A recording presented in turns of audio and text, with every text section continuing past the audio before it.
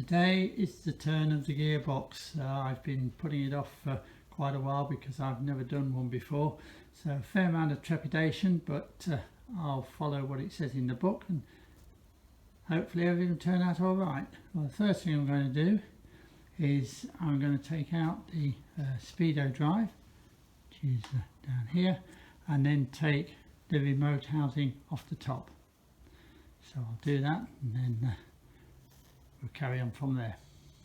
Well, that's the remote off, so the next job is to remove the bolts on the bottom here and take off the rear cover.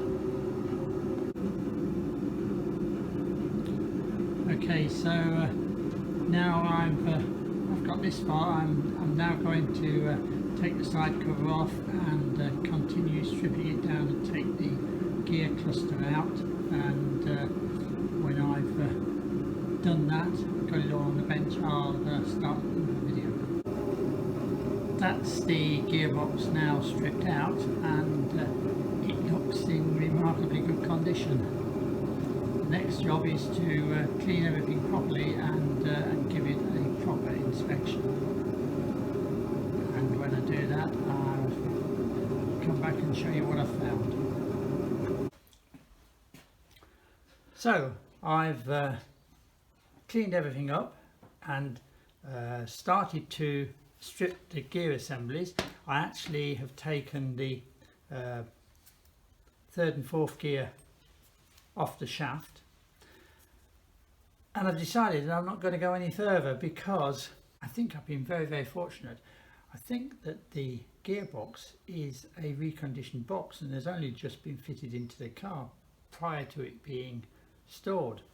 What makes me think that is that if you look at the first gear, it's an almost pristine gear. There's no marks on it at all. This would normally be chewed to pieces. And if you look at the lay shaft gear, again, first gear here, a little bit of marking, but nothing really to talk about. The lay shaft itself has got some wear on it, and so I intend to change that and its bearings. And the little bearing here is worn, so I'm going to change that. But the main bearing, nice and smooth. The gears themselves, the synchros, lots of grip on the balk rings. I really do believe that this is a new gearbox, so rather than take it all apart, risk damaging the bearings, which again, superb, I'm just going to put it back together again, and hopefully that will be job done.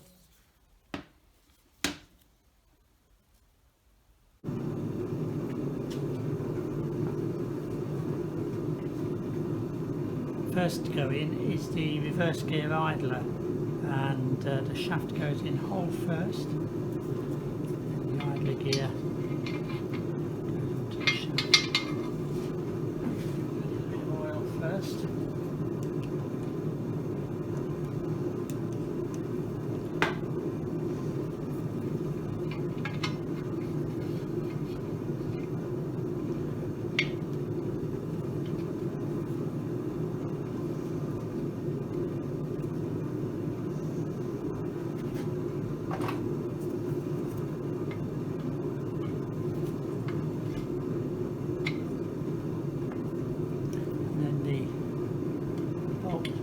Locator goes in to the side of the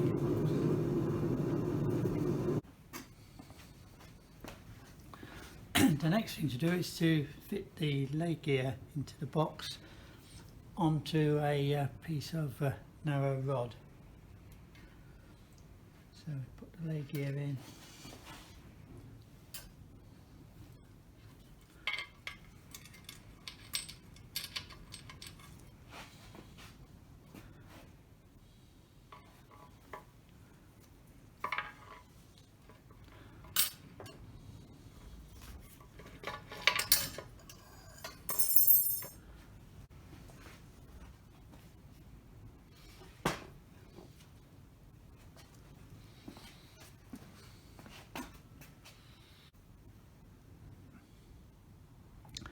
Then the first motion shaft is fitted into the gearbox, and that's fitted from inside to out, and once you've got the bearing through, you put the lock ring on the bearing and tap it back so that it's seated properly into the housing. Okay, I'm now going to put the third motion shaft into the gearbox.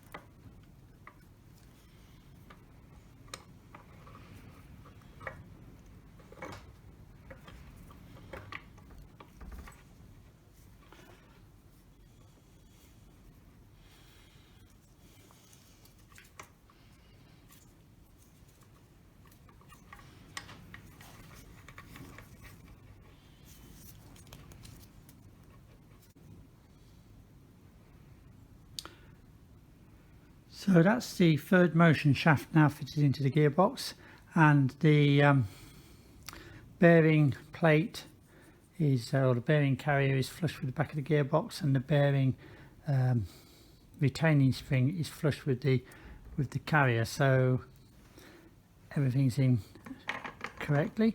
So now I need to fit the lay shaft into the lay gear.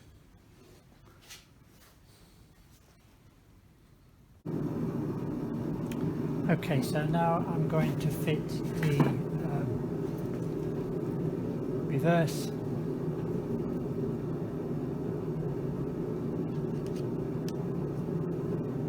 selector. I'm going to drop in so that the screw comes level with the drain hole.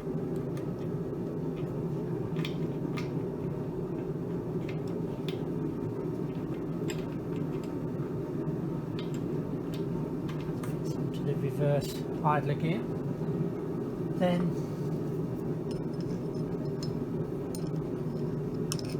the third and fourth selector fork goes in and just sits there, and the reverse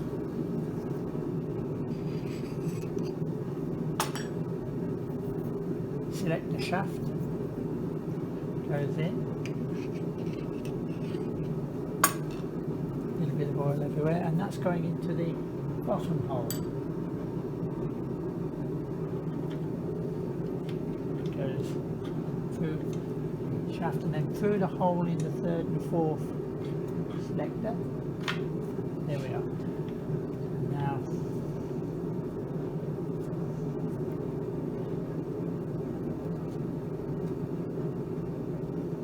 look for the hole.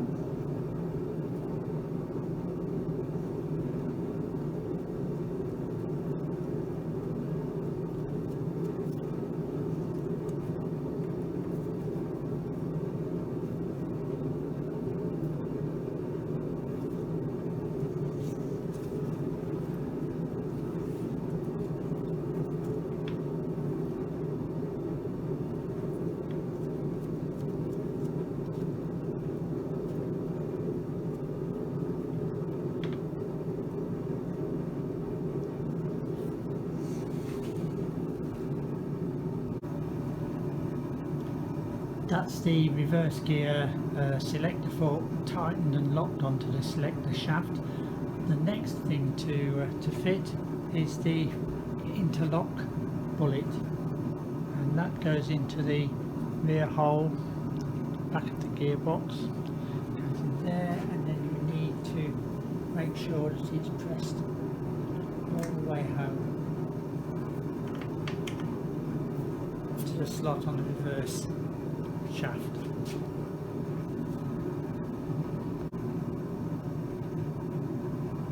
The first and second selector fork and the selector rods next.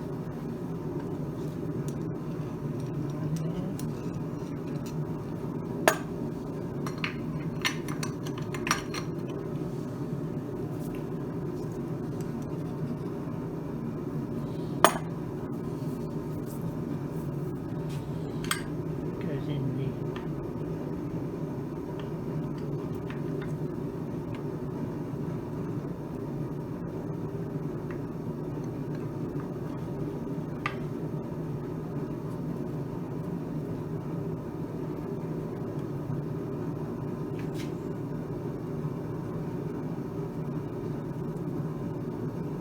the hole up.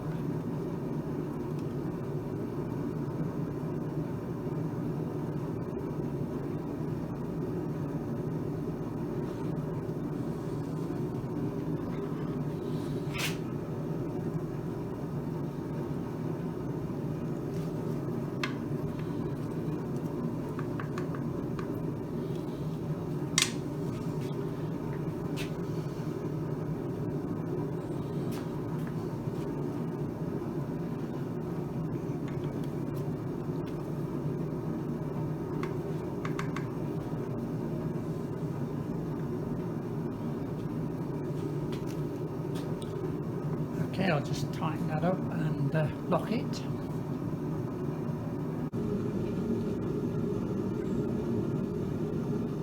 Well, the battery on the camera went down yesterday, so we missed quite a bit of putting that together, but you can see now that I've got all the selectors and the selector rods in, and I've also fitted all the interlocking balls and the indents and the plungers to the bottom of the gearbox. So effectively now in a position where I'm going to measure up the shims for the front and rear casing, and then I'll once I've got those sorted, I'll then fit the casings. So that's got the front cover and clutch release arm fitted to the front of the gearbox, and fitted the rear extension. Also fitted a new oil seal to the back of the rear extension, and now I'm about to fit the remote. Okay, the remote is now fitted, and I've taken the opportunity to put the gear lever in and check that the gearbox operates correctly. All the gears work, they all go in nice and easy. So hopefully when it gets in the car I shan't have any problems. What I'm going to do now is just put the final two springs and plugs into those holes in the side cover and fit the side cover onto the gearbox. And then I've got a new clutch slave cylinder to go on, and a new clevis pin, so hopefully there'll be no play in that.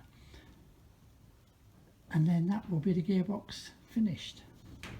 I've just had the delivery of a new clutch and plate, cover and plate, and bearing, a Borg and Beck one, which as I say has just arrived, so I should be putting that onto the back of the engine and the gearbox onto the engine itself, so it'll be just one unit then ready to go back into the car. So I've got a new thrust bearing set in the bell housing, so the gearbox now is all buttoned up and finished, and I've also fitted a new touch, a cover and a plate onto the engine, so now I'm going to marry the two together. Well, the gearbox mated back up to the engine with no problems at all. It just slid on, so I've got everything fastened up now, and still one or two small jobs left to do before it goes into the car, but that's it, it's all ready to go. Very pleased with the outcome.